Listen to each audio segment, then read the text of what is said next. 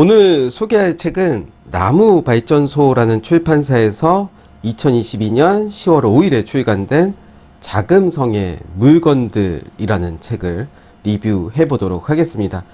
개인적으로 베이징에서 공부했던 저로서는 자금성 참 많이 다녀왔는데요. 고궁이라고도 부르죠. 꾸궁이라고 이야기를 하는데, 개인적으로 자금성에 10번 이상 갔던 것 같아요. 지인이 베이징에 올 때마다 같이 동행을 했던 기억이 나는데요. 자금성을 평생 매일 3시간씩 둘러보더라도 평생 보기 힘들다라고 할 정도로 자금성의 규모는 매우 큽니다. 오늘 소개드릴 책의 저자는 주용님이신데요. 베이징 고궁박물원 시청각 연구소 소장이고 예술학 박사이십니다.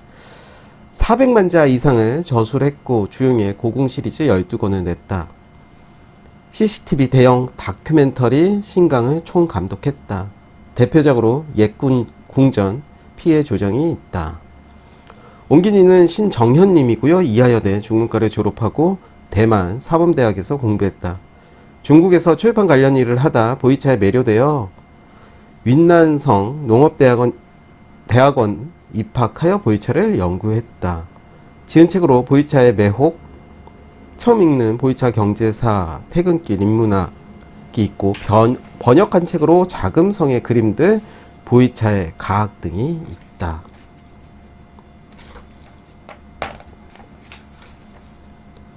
차례입니다. 차례는 서문에서 고궁의 모래와 자갈, 1장에서 18장으로 구성이 되어 있는데요. 1장에서는 국가의 예술, 2장에서는 주신의 정신, 3장에서는 동물의 매혹, 4장에서는 인간의 세계, 5장에서는 거상의 부재, 6장에서는 책상 위의 성경, 7장에서는 구사의 일생, 8장에서는 현유의 인생, 9장에서는 거울 속에 있다. 10장에서는 말등의 솥, 11장에서는 가벼운 가독과 사이친 말, 12장에서는 여성의 역습, 13장에서는 흰옷 입은 간음, 14장에서는 비견 후 푸른 하늘, 15장에서는 물결 무늬 의자, 16장에서는 눈 속의 매화, 17장은 천조의 옷, 마지막 18장은 희기라는 차례로 이루어져 있습니다. 서문인데요. 고궁의 옛 물건을 하루에 5점씩 보면 전부 보는데 1000년이 걸리는데, 주돈이가 태어난 해부터 지금까지가 1000년이다. 행복한 고민이다. 고궁은 완벽한 박물관이다. 이 책에 쓴 18편은 186만의 몇 프로인가. 이런 상황이 나를 무력하게 만든다. 이것이 글쓰기의 본질이다. 거대한 세계 앞에서 글쓰기란 이렇게 미약한 것이다.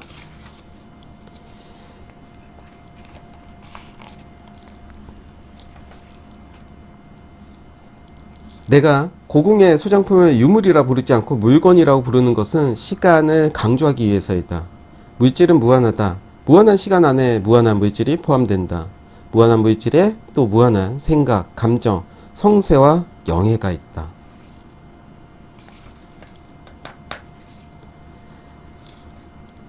내가 글로 쓴 옛 물건은 고궁 박물원 소장품의 10,000분의 1도 안 된다. 이곳에 소장된 옛 물건의 카테고리가 69개인데 그 69개도 다 담지 못했다. 그러나 상나라와 주나라의 청동기, 진나라의 병마용, 한나라의 죽간, 당나라의 삼채, 송나라의 자기, 명나라의 가구, 청나라의 의복 등 각 시대를 대표할 수 있는 물건을 최대한 기록했다. 이렇게 내용을 보시면 시대별로 구분을 해서 이야기가 이어지고 있습니다. 저는 4장의 인간의 세계에 대해서 말씀드릴 텐데요. 전국시대입니다. 시간이 흘러 전국시대가 되었다. 이 시대 사람들은 대화를 하지 않았다. 걸핏하면 탄약을 먹은 것처럼 마음속 진리, 억지 원칙, 체면 혹은 여자 한 명을 위해 핏대를 올리며 목숨을 걸고 싸웠다. 고궁박물원에 소장된 이 청동 주전자는 평행하게 배열된 삼각형 구름 무늬띠가 몸통을 세 부분으로 나눈다. 위에 두 구역에 뽕잎을 따는 사람과 활을 쏘는 사람, 춤을 추는 사람과 사냥하는 사람이 있다. 화창한 봄날 좋은 풍광에서 평화롭게 생산 노동을 하는 사람들의 모습이다. 하지만 이것은 배경일 뿐이다. 세 번째 구역은 주전자 몸통의 아랫부분인데 주전자 벽에 그린 이 벽화의 주인공이자 클라이맥스이다. 이 구역이 가장 넓어 큰 장면을 그릴 수 있다. 그래서 이 구역 이야기가 가장 흥미롭고 짜릿하다.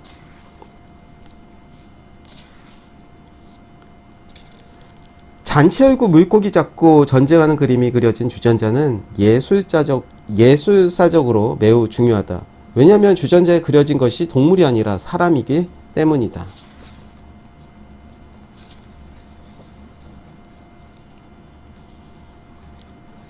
9장입니다. 9장에서는 서진시대, 거울 속에 있다. 거울 속의 미모를 후세 사람들은 영원히 알 수 없다. 고궁 박물원에 춘추전국 시대 이후에 만든 동거울이 4천여 개 있다. 거울들은 아름답게 빛나며 2000여 년의 세월을 비추었다. 하지만 지금은 거울에 아무것도 보이지 않는다. 박물관에서 보통은 동거울의 뒷면을 전시한다. 앞면을 전시하는 경우는 매우 드물다. 그 옛 거울들의 뒷면에 상고에 용이 날고 봉황이 춤을 추는데 이것은 왕조의 번영과 성대를 의미한다. 하지만 나는 무늬가 화려하고 선이 세밀하고 조각이 우아하고 정치가 가득해도 이것은 모두 역사의 배경일 뿐이라고 생각한다. 역사의 주인공은 거울 속에 있다. 한 여인이 있었다. 그녀는 이미 죽었지만 한때는 그 얼굴도 아름답게 빛났다. 우연히 진서에서 그녀를 발견했다. 그녀의 이름은 양지였다. 양지의 아름다움은 진서에 이렇게 기록되어 있다. 유순하고 상냥하며 부덕이 있고 아름다움이 초방에 빛나니 매우 총애를 받았다. 그녀의 얼굴은 그 시대의 거울에 비추어졌다. 서기 290년 진무제 사마영이 붕어하고 30살이 넘은 사마충이 즉위했다. 양지가 항태후가 되자 가난풍이 기다리던 기회가 왔다. 여자는 자신을 좋아하는 사람을 위해 화장을 하는 법인데 자신을 좋아하는 사람이 없으니 그 미모는 누구를 위해 빛날 것인가. 끝내 그녀의 미모는 영원히 거울 깊은 곳으로 사라졌다. 이듬해 가난풍은 양지를 금융승에 구금하라는 명령을 내렸다. 양지는 8일간 단식하고 굶어 죽었다. 겨우 34세였다.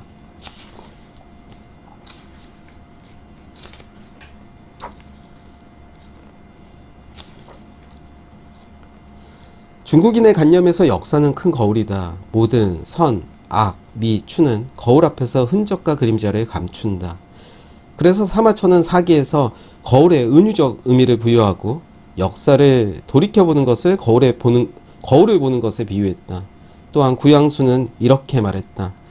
거울에 비춰보면 의관을 바로 할 수 있고 과거에 비춰보면 흥망을 알 수 있고 사람에 비춰보면 얻고 이름을 알 수 있다.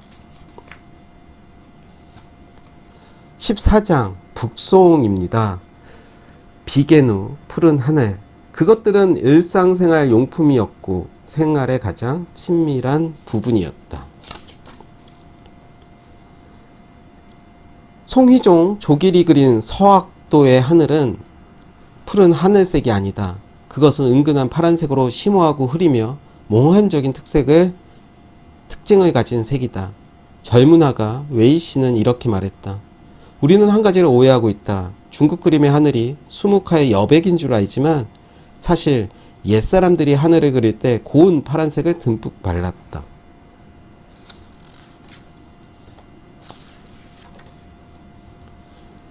당나라의 기질은 외향적이고 확장하는 반면 송나라의 기질은 내향적이고 수렴적이라 서로 반대다. 송나라 때는 영토도 줄어들어 당나라의 확장성, 포용성도 없었다. 당나라 때의 영토는 천하라고 할 수 있지만 송나라 때는 중원만 차지했다. 당나라 때 넓게 불교를 발전시키고 유학을 발전시켰기에 송나라가 깊이 들어갈 수 있었다. 이런 변화는 시와 사, 그림에 반영되었고 기물에도 반영되었다. 송나라 사람은 무색으로 오색을 대신했고 무상의 만상을 담았다. 따라서 그들의 세계는 더 간단하면서도 더 복잡하고 더 소박하면서도 더 고급스러웠다. 번잡한 색깔에서 해방된 송원 나라 사람들은 무색을 사랑했다. 무에서 유를 보았고 묵에서 풍부한 색채를 보았으며 마른 나무에서 생기를 보았고 공백에서 무한한 가능성을 보았다.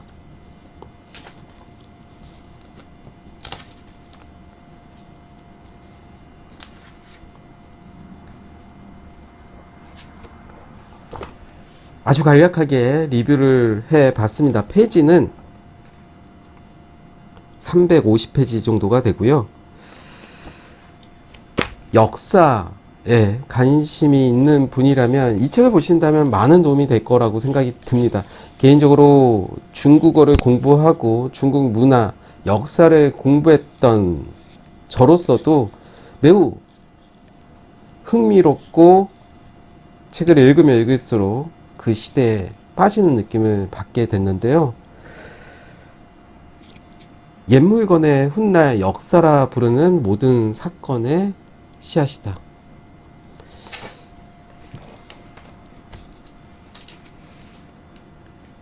세계 굴지의 박물관들은 소장품의 자랑과 함께 관객의 흥미를 이끌어내는 명품 해설서를 펴내곤 한다. 한때는 미학적 시각에서 잠옷 학술적으로 전개하였는데 오늘날 인문학의 시대에는 유물에 담긴 삶의 흔적을 이야기하는 스토리텔링이 주목받고 있다. 이 책은 자금성 건립 600년을 맞아 고궁박물원의 소장품 186만 점, 69분류 중 18개 테마로 해설한 것이다.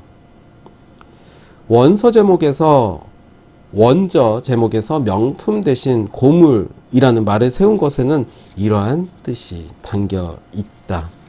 송희종이 비겐디 하늘에 구름이 터진 곳 색으로 자기를 만들라고 했을 때 아무도 그것이 무슨 색인지 말할 수 없었다.